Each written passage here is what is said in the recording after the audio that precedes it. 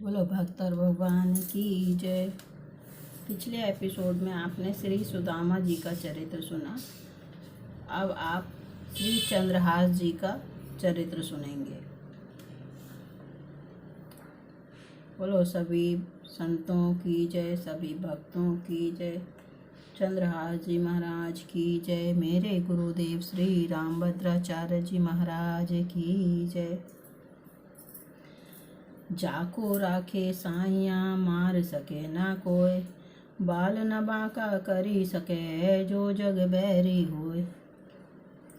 अनाथ चंद्रहास पर भगवान शालिग्राम की कृपा। क खंड। केरल देश में एक मेधावी नामक राजा राज्य करते थे। शत्रुओं ने उनके देश पर चढ़ाई की। युद्ध में महाराज मारे गए। उनकी रानी पति के साथ सती हो गई। उस समय तक राजा के एक ही पुत्र थे, चंद्रहास। राजकुमार की अभी शैशवावस्था ही थी। धाय ने चुपके से उन्हें नगर से निकाला और कुंतलपुर ले गई। वह स्वामी भक्ता धाय मेहनत मजदूरी करके राजकुमार का पालन पोषण करने लगी। चंद्रहास बड़े ही सुंदर थे और बहुत सरल तथा विनयी थे। सभी स्त्री पुरुष ऐसे भोले सुंदर बालक से स्नेह करते थे जो अनाथ हो जाता है, जिसके कोई नहीं होता, जिसका कोई सहारा नहीं होता। उसके अनाश्रयों के आश्रय श्री कृष्ण अपने हो जाते हैं। वे उसके आश्रय बन जाते हैं। अनाथ बालक चंद्रहास को उनके बिना और कौन आश्रय देता। उन दयामय की प्रेरणा से एक दिन नारद जी घूमते हुए कुंतलपुर पहुँचे। बालक को अधिकारी समझकर वे उसे एक शालिग्राम की मूर्ति देकर नाम मंत्र बता गए। नन्हा बालक देव ऋषि की कृपा से हरि भक्त हो गया। अब जिस समय वह अपने आप को भूलकर अपने कोमल कंठ से भगवान नाम का गान करते हुए नृत्य करने लगता, देखने वाले मुग्ध हो उठते। चंद्रहास को प्रत्यक्ष दिखता कि उसी की अवस्था का परम सुंदर सांवरा सलोना बालक हाथ में मुरली लिए उसके साथ नाच रहा है, गा रहा है। इससे चंद्रहास और भी तन्मय हो जाता। कुंतलपुर के राजा परम भगवत भक्त एवं संसार के विषयों से पूरे विरक्त थे। उनके कोई पुत्र तो था नहीं, केवल चंपक मालिनी नाम की एक कन्या थी। महर्षि गालब को राजा ने अपना गुरु बनाया था और गुरु के उपदेशानुसार वे भगवान के भजन में ही लगे रहते थे। राज्य का पूरा प्रबंध मंत्री धृष्ट बुद्धि करता था। मंत्री की पृथक भी बहुत बड़ी संपत्ति थी और कुंतलपुर के तो एक प्रकार से ही वे ही शासक थे। उनके सुयोग्य पुत्र मदन तथा अमल उनकी राज्य कार्य में सहायता करते थे। उनके विषया नाम की एक सुंदरी कन्या थी। मंत्री की रुचि केवल राजकार्य और धन एकत्र करने में ही थी, किंतु उनके पुत्र मदन में भगवान की भक्ति थी। वह साधु संतों का सेवक था। इसलिए मंत्री के महल में जहाँ विलास तथा राग रंग चलता था, वहीं कभी कभी संत भी एकत्र हो जाते थे। भगवान की पावन कथा भी होती थी। अतिथि सत्कार तथा भगवान नाम कीर्तन भी होते थे। इन कार्यों में रुचि न होने पर भी मंत्री अपने पुत्र को रोकते नहीं थे। एक दिन मंत्री के महल में ऋषिगण बैठे थे। भगवान की कथा हो रही थी। उसी समय सड़क पर भवन के सामने से भगवान नाम कीर्तन करते हुए चंद्रहास बालकों की मंडली के साथ निकले। बच्चों की अत्यंत मधुर कीर्तन ध्वनि सुनकर ऋषियों के कहने से मदन ने सबको वहीं बुला लिया। चंद्रहास के साथ बालक नाचने गाने लगे। मंत्री धृष्ट बुद्धि भी इसी समय वहां आ गए।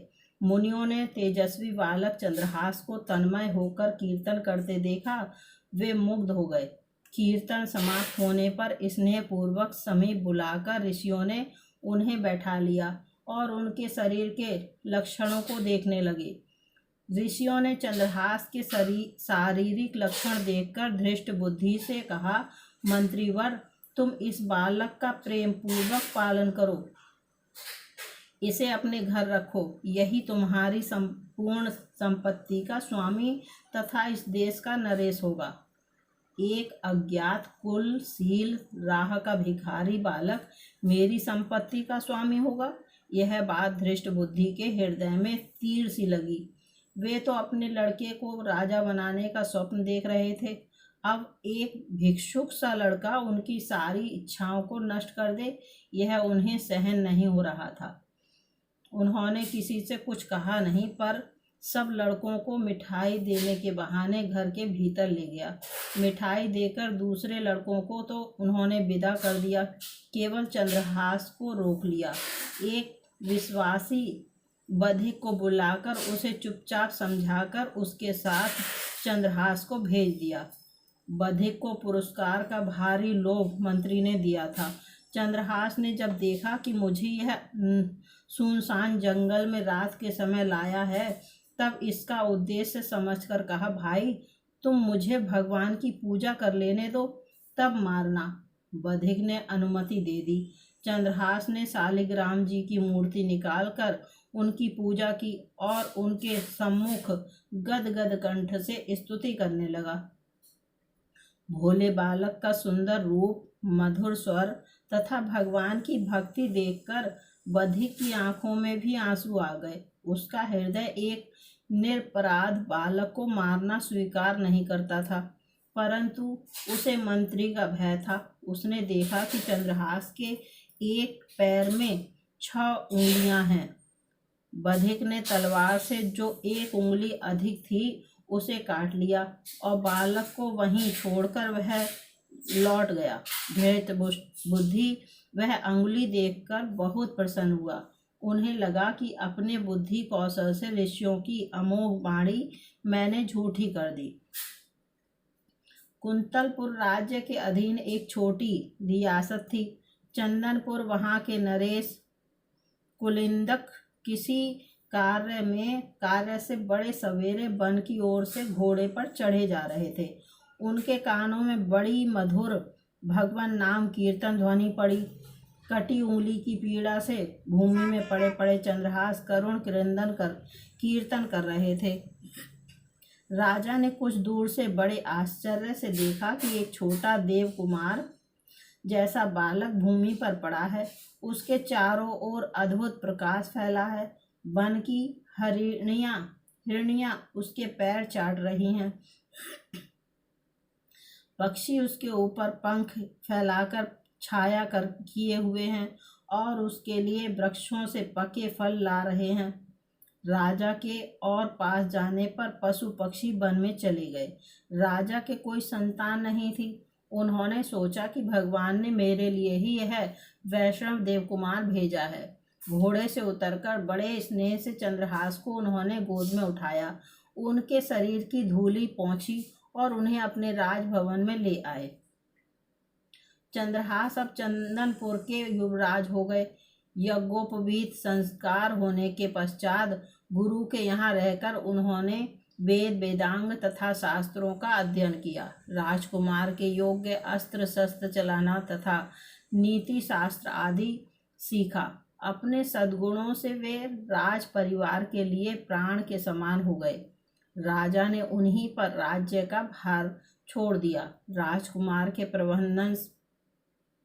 प्रबंध से छोटी सी रियासत हरि गुण गान से पूर्ण हो गई।